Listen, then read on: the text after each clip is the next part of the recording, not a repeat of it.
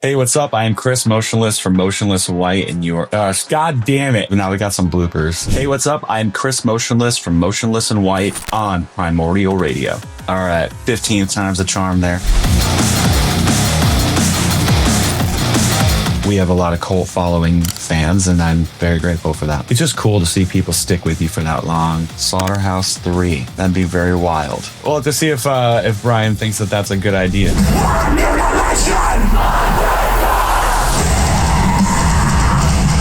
Oh my God, I just want to do right by Rhea. I just want her to be stoked on this moment. I want to come in here and kill it for her.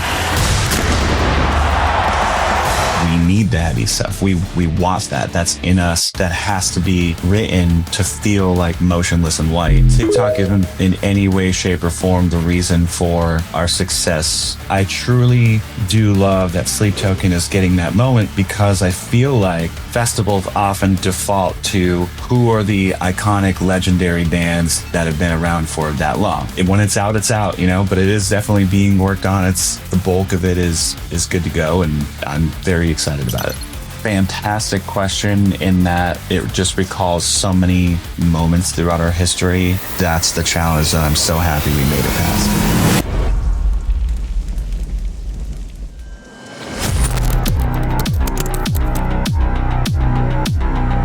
It's really special for a few reasons, and that being, I don't know if you remember me mentioning on stage that the first and actually only tour that we've ever done that has completely sold out was our very first headliner in the UK. You know, I think it was 2012 in the fall, and I want to say we played like 6 or 7 shows, and every show was sold out before we got there. Granted, at that moment there were like 500, 600 cap venues, but that was then, and you know that's where we were at.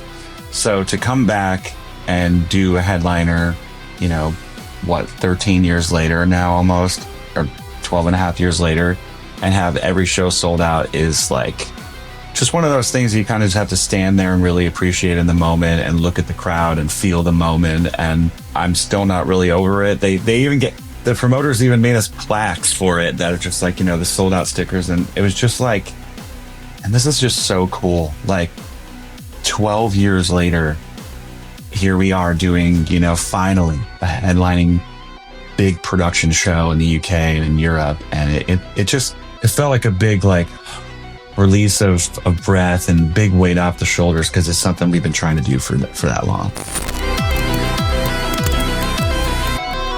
A few, yeah. I mean, I think at scattered moments throughout the shows, yeah. I mean, they've been from there till now. There's a few people, I would say like 2 or 3 that have just been at like every single show from then till now, and it's cool to watch that kind of accumulate over time. You know, 2015, 2017, I see all those faces.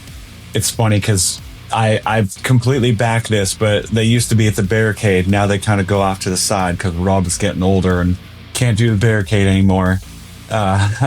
So it's cool to, you know, just look out there and be like, oh, wow, this person's been with us for 12, 14 years. It's awesome. And I think it just adds to the whole narrative of how special and magical this tour has been. It's because it's not just the UK, it's Europe too. And even when you have that in the States or wherever you go, it's just cool to see people stick with you for that long, when I feel like, you know, music is so evolutionary. Like, your band doesn't sound now exactly like it did then. And some people are really butthurt about that, and they just leave and abandon the band because you don't do the same exact thing every record or whatever the case is. So we have a lot of cult following fans, and I'm very grateful for that. I mean, I don't think it's something that we sit there and consciously say like we're working towards this. You know, I don't know if headlining and selling out Brixton really says headlining download anytime very soon. But I think it's, you know, very indicative of that the success is growing and the band is becoming an artist or a band that UK fans have spoken that they want to see and put on these bigger stages.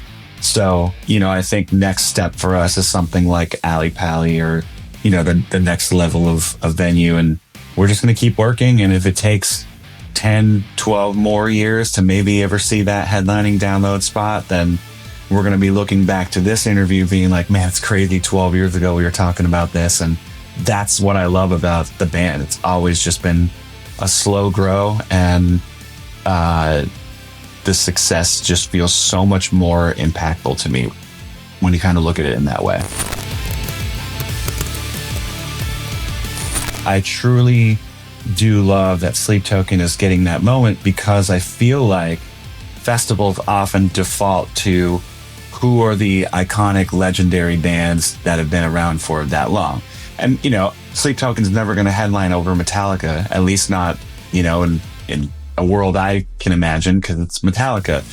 But on a festival where you have multiple shows, I am very happy that festivals are starting to put the generation of bands that are underneath the level of Metallica, Kiss, or even you go down one and Slipknot, Korn. Like, there's now bands on the next generation beneath that are starting to show up as headliners. And I as a band in that time frame or that generation, I'm very happy to see that. Bring Me did last year, so it's time. And the world doesn't want to see the same bands over and over and over headline. Like, give the next generation a chance to show what they can do on that stage.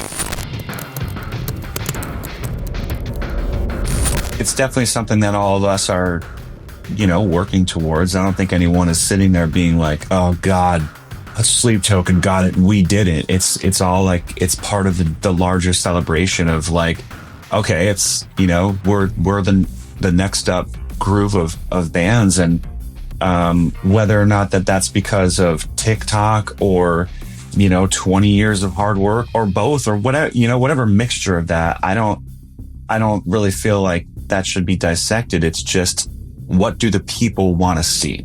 And that's what we're about, like, why would you not put Sleep Token on there when it's so obvious that is what people want, just because they're not 30 years old? And no disrespect to those bands. Obviously those are the bands that inspire me, the band, like that next generation, but it's time, give the fans what they want.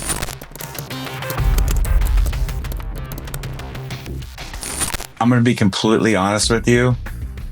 Never in my mind once did I put that show on for the fans watching. In my mind, it was, oh my God, I just want to do right by Rhea. I just want her to be stoked on this moment. Like, I want to come in here and kill it for her and just make her feel like the superhuman that she is. And that's what I cared about. I think next down would be Triple H, who, obviously was there giving us his feelings on the creative direction of what he wanted to see and everything. So we were there to celebrate Rhea. And that was a moment that I took very seriously. And I don't think I thought about what other people would think or who was watching or where we were. It was just like, let's do this. Let's get it right. Let's make her proud, feel like this was all worth it. And again, give her that lift that I'm sure she didn't need. But man, when I see the clips back of, her getting into the ring and doing the power stance that she does on the ropes, it's just like, God, the pairing of that moment is just so epic to me. And that's what I thought about. And that's what I cared about. And yeah, we did it.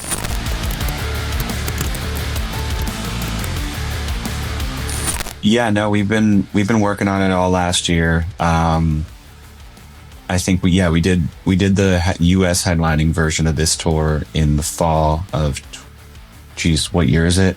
23.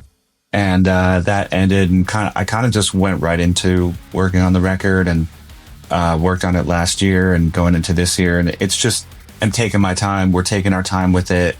I don't want to feel like for any reason I felt like I had to push the record out. And I have felt like that. I've talked about it a few times where there's that immense pressure to get more stuff out, more, consistently to fans, or they're going to kind of leave you behind and forget about you. But I think I've since kind of just moved on from that and feel the most secure in that, like, just take your time and do the record that you want to do. And at the end of the day, you'll at least be happy with it no matter what happens. And that's where I'm at. So we're going to go back in after this tour and work for a couple months and see what happens. And when it's out, it's out, you know, but it is definitely being worked on. I would say the bulk of it is good to go. And I'm very excited about it. I think it's, you know, the last like 3 or 4 records, I feel like have all done a good job at dividing the time between the heavy, the emotional, the kind of like artsy experimental tracks. Like, we really just try to keep it from being boring and have the record tell a story through these different soundscapes and different atmospheres of heavy to not so heavy and everywhere in between. And I would say that's kind of where that's just where we're locked in at, you know, like there's no desire within us to do an album that's just all singing and abandon the screaming and some of the heavy stuff, because we need the heavy stuff. We want that. That's in us. That has to be written to feel like Motionless in White. But in the same token, we have to get the songs that feel like the more emotionally vulnerable songs, because that's also what we need to do. And we just write what we feel, and that's kind of just that spectrum of heavy to light and everywhere in between, and I guess it's pretty simple. So I would say it'll be the same as the other records, where it's just a good mixture of it all.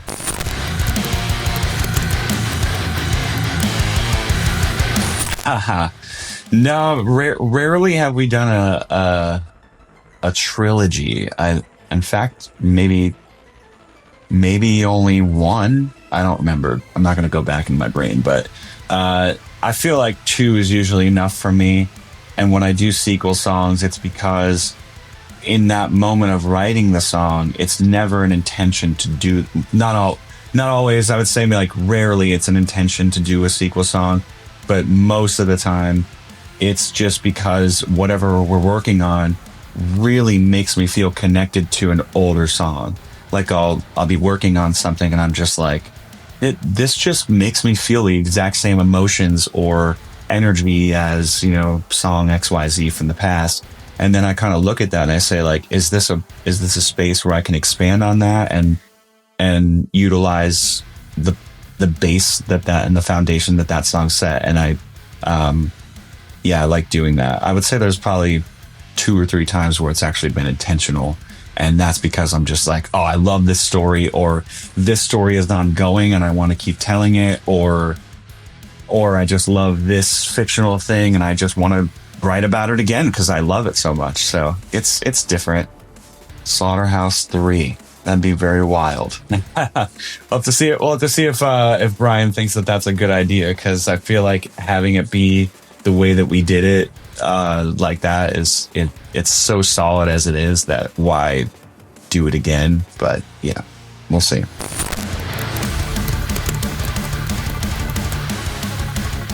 I don't know. I mean, we've never really, like, TikTok isn't in any way, shape, or form the reason for our success in, like, its core sense. Like, I don't think that that's why people like the band, is because of our TikTok, or that they heard.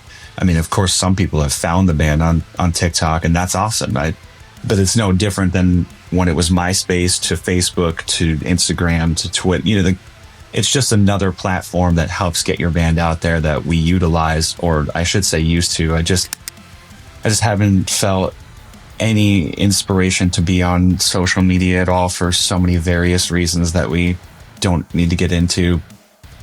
I don't want to be the old grumpy guy yelling about social media, but I'm sure we'll get back to it and have fun with it when we have some new material to work with. And to me, it's always just been a way to have fun. And, like, with mine, it's just to show the stupid parts of my personality, where I get to act as like a dad character, just fun skits or whatever, or having fun with our music, and kind of the same thing for the band.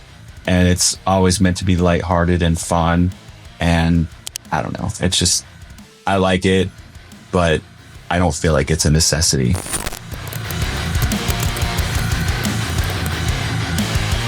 I mean, I think in today's world of how people listen to music, obviously Spotify and Apple Music, like those are the two biggest platforms that and YouTube, sorry. Maybe even YouTube more than Apple Music, or probably more than, I think those are still the reigning champions in where you want to be available. But that's also kind of just like a moot point, because of course you're going to want to be on the platforms in which people are listening to your stuff the most. Like if you weren't, that'd be really wild. And I don't even know where the hell you'd listen to music anymore unless you, of course, purchase the physical copies. You need those platforms. That's not to say that I don't think social media is crucially important. It really is. Like there's been, I don't know if, I think when I say TikTok's not the reason for a success or the reason people like our band, I'm isolating that to TikTok. Social media as an umbrella is absolutely to thank for the success of probably most bands and artists in the last, 10, 15 or plus years, because that's how we've all used a platform to interact with our fans, to spread news, promotions. Like, I'm not saying anything new or novel here. It's just, I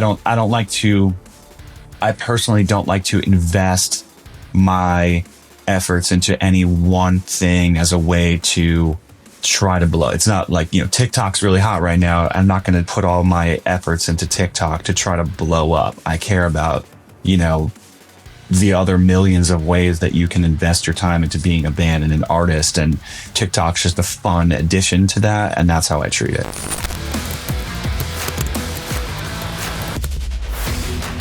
Yeah, I would say you have to go out there and do the work. I've always been a major, I guess, outspoken champion of, you have to go out there and do the work. You need to go out there and play the shows and prove to people that you are real, you mean it, there's heart there, there's everything that they want to attach themselves to.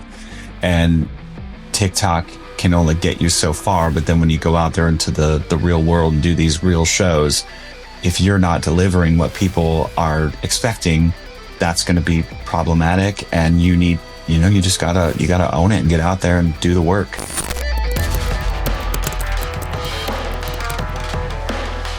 Fantastic question, in that it just recalls so many moments throughout our history.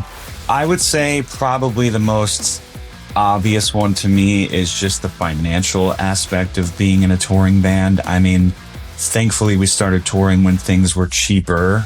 Putting you and 10 of your friends in a 12-passenger van and touring in the winter with zero money, making nothing. You're stealing everything off from Walmart to eat. Like those challenges of basically going out there with money that you worked your real job for, and now you're out for 2 weeks or 3 weeks or however long. You're sleeping on top of each other in a freezing cold van. All those like early stories that bands have to, well, at least used to have to experience. I'm sure there's plenty that are now, but I don't know if that's really how it is anymore, because it's just too expensive to do that. But those challenges, I think, were the hardest to get through, because how long can you really sustain a career by doing that? And we got lucky in that we grinded and finally ended up in the right place at the right time. And then we seized that opportunity and turned the grind up to 10, even more on top of what we were already doing. And those are like the greatest life lessons I've ever learned. And those are the coolest memories I have in my head. Like that time period of being in the band, and that like ache and drive and passion and fire to get through those moments that were just like agonizing at times, or you're risking, so much of your future by, stealing food every day. It's just, those things have taught me so much, and I just appreciate those memories and that part of my life so much. And I think that that's the challenge that I'm so happy we made it past. You know, right now we're trying to figure out, when do we come back? You know, when is too soon? When is too far? Because up until this moment, we haven't headlined here since 2019, and we don't want to go that far. But is that the reason for the success of this tour? Because it's been 5-6 years since we headlined. I joked with our agent. I was, jokingly taking away his effort. I was like, damn, the pandemic really did numbers for the band. Not like all the effort that everyone's put in, including him. But I do think that that's true too. So I would love to do something that we've never done before, and that is really seize and play off that momentum and come back sooner and do an even bigger headliner. I think that'd be something with Europe and the UK that we've never attempted before. And maybe we'll see how it goes. I don't know. That's my hope. So maybe next year around the same time we can pull off another run and have the new record and have it just be, we'll just level up. So that's the hope, which was great. Thanks for having me.